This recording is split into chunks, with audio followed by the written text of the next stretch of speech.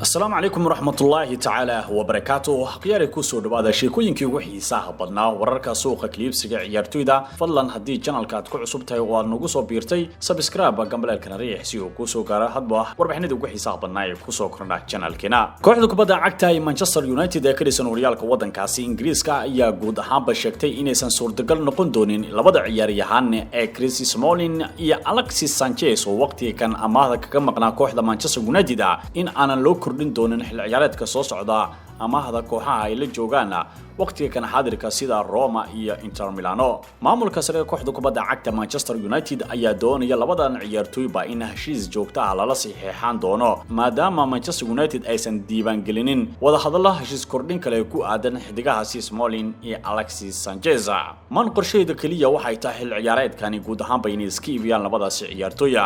ka hor inta aysan ku soo laabanin stadiyaha Old Trafford 2 Agosto. Kooxaha ay ka tirsan yihiin labada ciyaaryahan ee Chris Smalling iyo Alexis Sanchez ee Roma iyo Inter Milano ayaa labadaba waxa ay doonayaan in kooxda Manchester United ay weydiistaan xil ciyaareedka soo socda in xidigahaasi ay baaqi ku sii noqdaan sirada wadankaasi Talyaaniga. Walow madaxa sportiga kooxda kubadda cagta Roma uu qiray in ay diyaar la yihiin in Chris Smalling heshiis joogto ah ay kaga saxiixan doonaan kooxda kubadda cagta ee Manchester United si ciyaaryahanka uusan uga ambabixin Stadio Olimpiga ee caasimadda wadankaasi Roma. rajo walba sidoo kale wiilka reer Chile Alexis Sanchez ayaa asna markaa doonaya guud ahaanba inuu ka dhaqaaqo sirada wadankaasi Talyaaniga halka tababaraha kooxda Inter Milano uu rajo weyn u ka leeyahay ciyaaryahankaasi Alexis Sanchez uu ku sii nagaadi doono kooxda Inter Milano. balse Manchester United waxa ay ku dhawaaqday guud ahaanba inay diyaar la yihiin ciyaartoydaasi inay markaa iib ka yihiin xil ciyaareedkani kooxda Manchester United balse aysan suurtagal noqon doonin in markale Manchester United ay amaah ku dhibto xidigaha Chris Smalling iyo Alexis Sanchez. Difaaca kooxda kubadda cagta Napoli ee Koulibaly ayaa markaa qiraya in waqtiga kan xaadirka uu ku faraxsan yahay mustaqbalkiisa kooxda kubadda cagta Napoli maadaama ciyaaryahankan uu dhashay wadankaasi Senegal. Koulibaly aad loola xiriirinayo kooxaha ka dhisan horyaalka wadankaasi Ingiriiska sida Manchester City iyo Liverpool. Koulibaly oo waraysi siinay radio Kiskis ayaana markaa sheegay in waqtiga kan xaadirka uu ku faraxsan yahay waayiisa ciyaareed ee kooxda kubadda cagta Napoli waxaana Koulibaly uu xusay inuusan damaanad qaadi karin in uu sii joogi doono mustaqbalka kooxda kubadda cagta Napoli ayadoo ciyaaryahankan lagu riixay arrimaha ku aadan in xiriiro kala duwan marka uu la leeyahay labada kooxood ee aad ku xifaaltamaya horyaalka wadankaasi Ingiriiska Manchester City iyo kooxda kubadda cagta ee Liverpool. balse wiilka reer Afrika ayaana markaa sheegay in mar uun ay dhici karto ka dhaqaaqista kooxda kubadda cagta Napoli balse waxaan qirayaa waqtiga kan xaadirka inaan ku qanacsanahay kooxdeeda ayaa laga soo xigtay wiilka reer Afrika ee Koulibaly. xidigani Koulibaly ayaa kamid ah difaacyada ugu hadal haynta badan ee suuqa kliibsiga xagaagan waxaana xil ciyaareedkiina ku soo gudubnay ku gool dareystay 7 kooxood laakiin waxa xagaagan la qorsheenaya in ay dhici karto ciyaaryahankaasi inuu u boqolo mid kamid ah kooxaha ka dhisan horyaalka wadankaasi Ingiriiska. Koulibaly ayaana markaa xusaya in rajadiisu ay tahay in uu xil ciyaareedka soo socda uu ku sii nagaadi doono kooxda kubadda cagta Napoli ee horyaalka wadankaasi Talyaaniga. maamulka kooxda kubadda cagta ee Barcelona ayaa xilligan cabsi xoogan ay soo wajahday ee ku aadan da'yarkooda Ansu Fati maadaama laacibkani dalabyo muhiim ah ka soo gaaraya markii loo eego kooxaha ka dhisan horyaalka wadankaasi Ingiriiska. xidigani Ansu Fati ayaa bishii December sanadkii tagay 2019 heshiis u saxiixay kooxda kubadda cagta Barcelona gaaraya tan iyo sanadka 2022 balse Barcelona ayaa qorsheynaysa in heshiis kordhin kale u sii sameeyaan si ciyaaryahankaasi uu noqdo mid guud ahaanba ku sii nigaado waqti dheer kooxda kubadda cagta Barca garoonkeeda Camp Nou Stadium.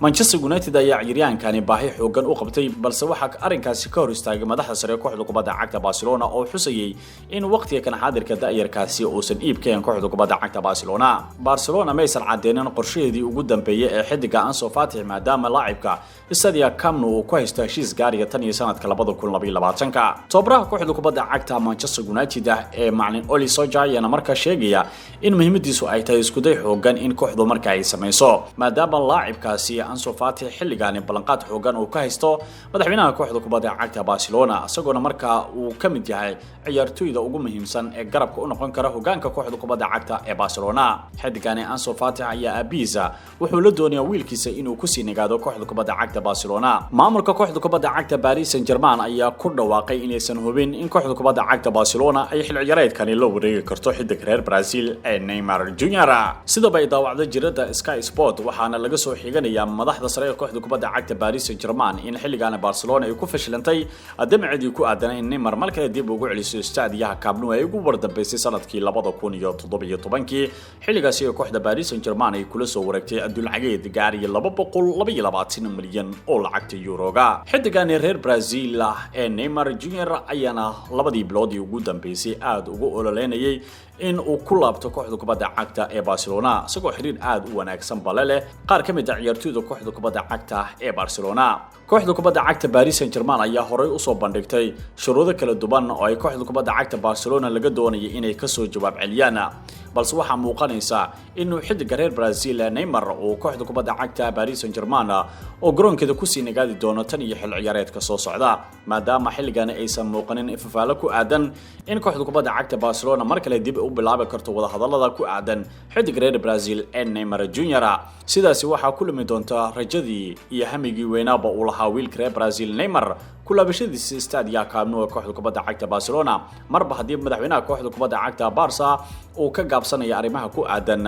xidigaasi reer Brazil Neymar Jr kooxda kubadda cagta Manchester United ayaa dhinaca kale xilligan xoojinaysa dalabkeedii ku aadan ciyaaryahanka u dhashay wadankaasi Faransiiska ee Coman laacibkani ayaa ka dhex muuqanaya kooxda kubadda cagta Bayern Munich ee ka dhisan horyaalka wadankaasi Germany ciyaaryahanka u dhashay wadankaasi Faransiiska ee Coman ayaa kamid ah barnaamijyada ugu muhiimsan ee kooxda kubadda cagta ee Manchester United maadaama shakhsiyan wiilka reer France ee Coman uu aad markaa u xiiseynayo inuu u dhaqaaqo istaadiga Old Trafford ee kooxda kubadda cagta Manchester United oo markaa aad u la xiriira labada ciyaaryahan ee isku dalka yihiin Anton Martial iyo Paul Pogba kooxda kubadda cagta Manchester United ayaa xil ciyaareedkan bartilmaameedka ugu sareeya waxa ay ka dhigtaan xidiga kooxda Borussia Dortmund ee Sancho balse waxa la fahansan yahay ciyaaryahankan u dhashay wadankaasi Faransiiska ee Coman inuu kamid yahay bartilmaameedyada ugu sareeya ee kooxda kubadda cagta ee Manchester United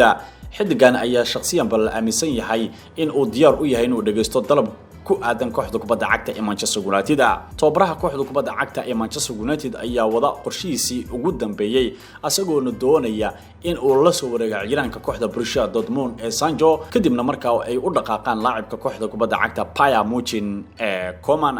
tababaraha kooxda kubadda cagta Manchester City macallin Pep Guardiola ayaa dhinaca kale aaminsan in ciyaaryahankiisa Sergio Kun Aguero uu tamaam u noqon doono oo kulan ciyaareedka lugta labaad ee wareeg 16 ee tartanka horyaalka qaaradda Yurub ee UEFA Champions League ee garoonka Etihad Stadium kooxda Manchester City ay ku qaabili doonto Real Madrid laacibkan u dhashay wadankaasi Argentina Sergio Kun Aguero ayaa wuxuu kamid yahay halbowlaha ugu muhiimsan ee kooxda Manchester City maadaama ciyaaryahankani uu dhaawac ka soo gaaray dhinaca jilibka bisha ayna ka soo gudubnay waxaana la xusayaa in ciyaaryahankani uu waqtiga kan xaadirka diyaar garow xoogan uu ku jiro si uu ciyaaryahanka uu kaga soo dhex muuqdo kulan ciyaareedka tartanka Champions League ay kula ciyaari doonaan garoonka Etihad Stadium kooxda Real Madrid 7 Agoosto tababaraha kooxda kubadda cagta Manchester City macallin Pep Guardiola ayaana arinkani kalsooni weyn ka muujiyay waxaana uu xusayaa in dhammaan ciyaartoyda kooxda kubadda cagta Manchester City ay u diyaarsan yihiin inay ka hortagaan kooxda kubadda cagta Real Madrid